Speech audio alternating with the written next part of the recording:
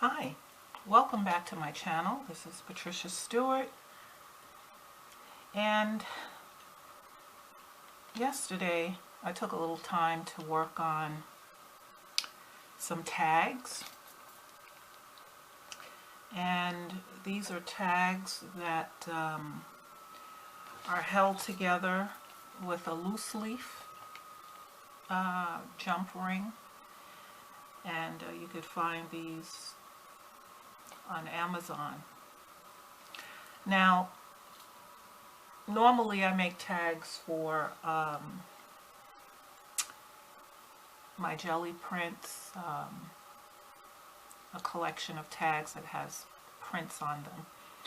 But this time I made this booklet of sort of more neutral color tags, and I pulled each one, mixed whatever colors with my paint, and pulled some colors that I felt would work well with mark making. And so this booklet was put together expressly for mark making.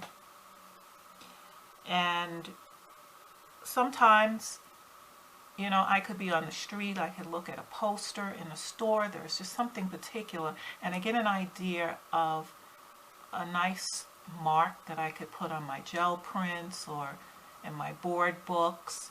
But then by the time I get home, I've forgotten what that mark looked like. And so I decided to put together this, which I covered in a piece of print that I had rolled off from my brayer on it, and I absolutely loved how it came out, so I made it, glued it over a tag for the front and the back. So this is something that I can carry with me when I'm out and about, and I can quickly, like, you know, pull it out and make a copy of whatever mark making that came to my mind, whether I do it first in a pencil on it and then I can get home and trace it over in preferred markers or paint pens. And marks, sometimes I want to duplicate certain things onto my gel prints. And so it's just simple as making these marks and having a pad ready for you. I stuck some black paper in because sometimes the marks, not sometimes, but they really look good on black paper, whether you use white, or I found that this color works well on black. Just ideas of things I may want to use again. Even on the gel plate, I could duplicate this mark with the same paint pen or a thin brush and paint on the gel plate and pull it. Especially if I pulled a plain black as my base print, let that dry, come back and use a lighter color mark making on it, and then cover that in a neutral translucent color and pull it, and I can get the same effect. So it gives me ideas. I can develop ideas as to how I want to go about creating this look on my gel plate. I think I did another one back here somewhere.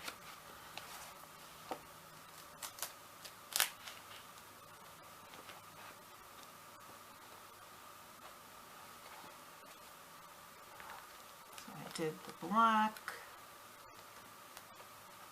Okay, maybe that's the only one that I have done so far. The other idea, like I said, I can put this in my bag and always have it. And the pens that I use for finer marks, I've used my Micron 08. And these pens come in different point numbers, for fine to a little thicker to even a brush pen. So this is what I use for the finer marks. It has a very fine tip to it. I did have another one because, yes. Now here, I use a very thick marker, which is my Posca. Posca comes in fine, medium, and this is a chisel shape is what they call it. This is a very thick, and so I can make those, and it's filled with paint. And so this is the chisel tip. And so if I want to remember to make some marks, thicker ones, I see what it looks like. Also with that same chisel effect, I did that kind of mark. And so having a collection of marks in my tag booklet helps me to remember. And in case I want to duplicate any of these onto my gel prints, like I may use these types of markings in my board book or in a particular collage gel print painting, I can go back and refer to this. Now another idea is I made a smaller one. This can fit in my pocket. Say I don't have a bag with me and I just have a couple of things in my pocket. I'm traveling light that day. Like I'm in the doctor's office, you know, sometimes we have to wait a bit. And so I have this one. I decorated that with a gel print as well. So I have this one. So I can easily sit in the doctor's office and, you know, do a little mark making. Just creating whatever comes to mind, things, marks that I may want to duplicate in my work. And so certainly this one is pretty simple to use. As well as if I'm on the plane, in the airport for hours, as has happened more often than not, I can use these types of things to use the time, and I'm still getting my art in, I'm still creating, I'm still being creative. And like I said, there's the fine Micron pen. This is the regular medium point Posca white pen, paint pen. This is the Chisel, the really large point. And this I've also used called a pop marker. It's like a graffiti artist paint pen, and that's another chisel edge, but a little bit slender and longer than the Posca one. Right? So this is a pop marker. So we can make different marks on the work. And so wherever you are, you can find some use for your mark making and have like a catalog of your mark making. Now as for the tags, I make my own tags, and they're pretty simple. You know, I just take, this is out of brochure paper that I get from Staples, get maybe 150 sheets to a box. It's also like cardstock can be used as well. And doing a tag is simple in terms of creating your own tag. I usually take, this is cardstock. It's a little slightly thicker than this, but I use this as well as cardstock as well. And if I have a tag, I will line it up and with a pencil, all right?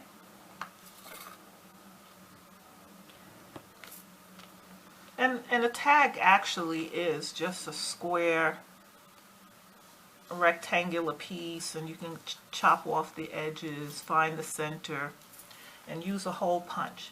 But when I'm making them, I do it like that. Let me put the hole in so you remember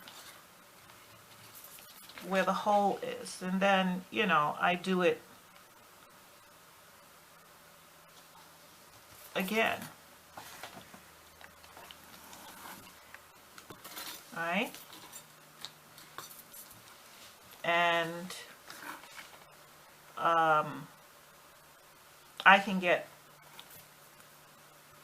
I'll show you how I get the tag.